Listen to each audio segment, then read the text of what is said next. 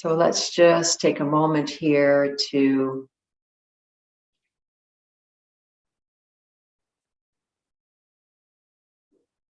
turn inwards and to be open to whatever arises into our consciousness, into our awareness. For me, that happens to be the breath.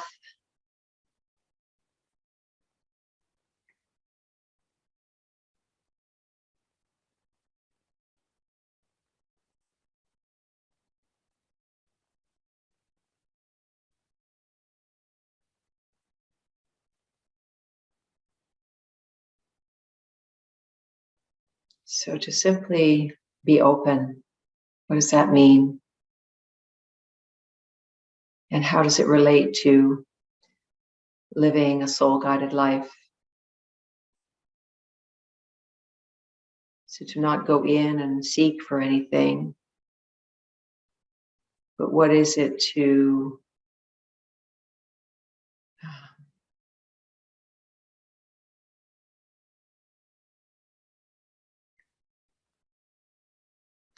feel ourselves available to the fullness of this moment.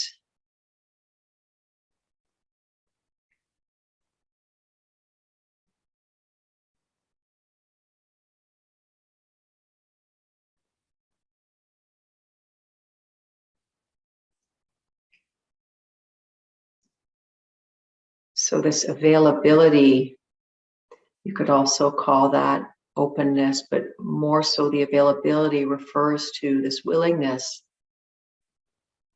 to let go of the limits that we might put on ourselves as to what we're willing to be open to.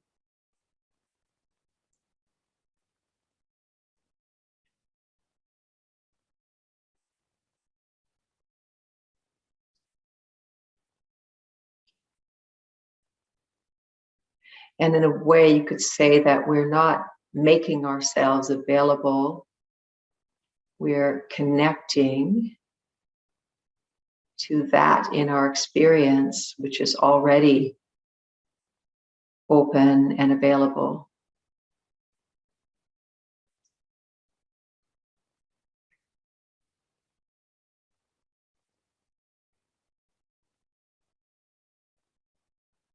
Is it possible that living a soul-guided life, living from our deepest place, is as simple as that?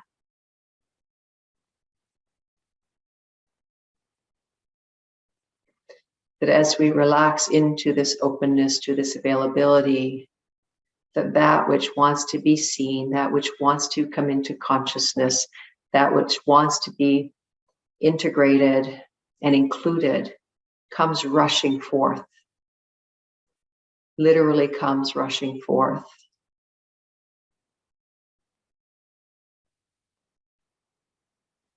So what is it for you here as you settle into your spot and into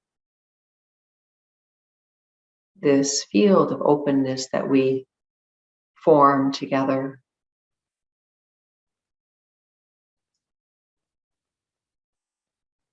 Just notice what comes up into sort of, you could call it the center stage, I guess, of your awareness. Something will rise to the surface. It's this natural movement. So far, we've been progressively going through the breath, the body, the emotions, the thought, etc. in the meditations. But as we mature, as people living a soul-guided life, when we just sit and be, there's this natural bubbling up of various details of the moment. And all that's asked is to stay open.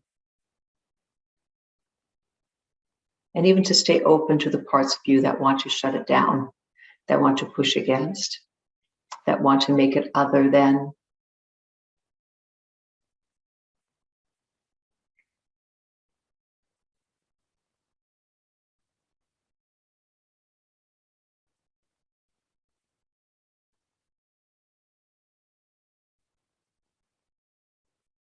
So what comes into the center stage of your awareness may be a thought, maybe a memory, maybe a strong feeling, sensation.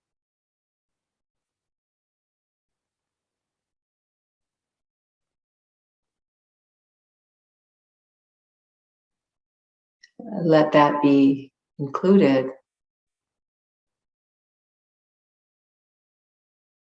in the fullness of this moment.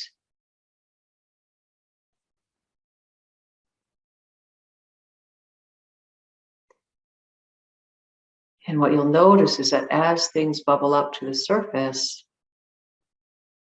there will be this reflexive contraction or resistance. And can that too be included? Can that too be held as sacred, as important, as crucial, really?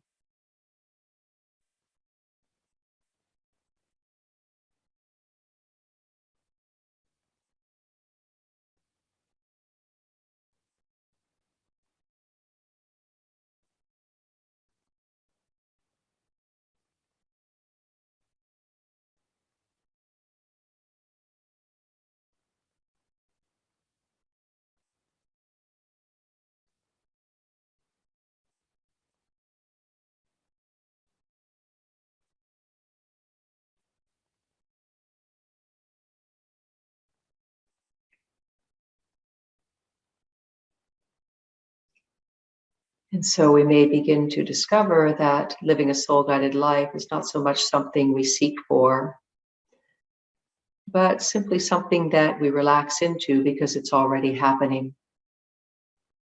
That the force of the soul is already pushing the unconscious material to the surface as it bursts through from our inner being. And as we make ourselves available and hold this place of openness for everything, we are cooperating with the momentum of the soul.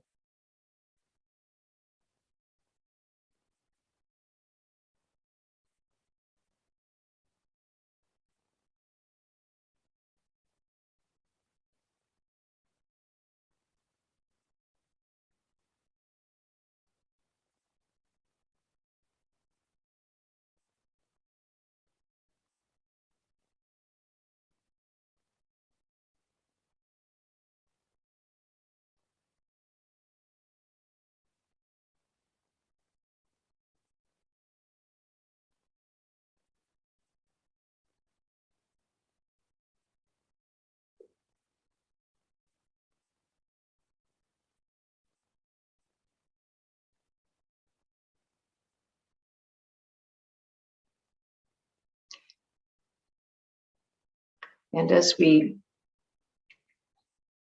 commit to this place of openness, this place of availability, and to an ongoing invitation to relax, and the details of what is rushing forth into consciousness becomes less and less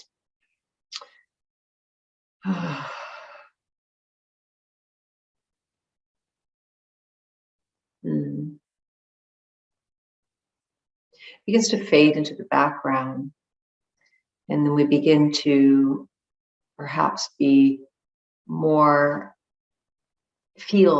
that state of openness, that state of availability as a felt sense in the body. And that becomes, in a way, more interesting, more inviting,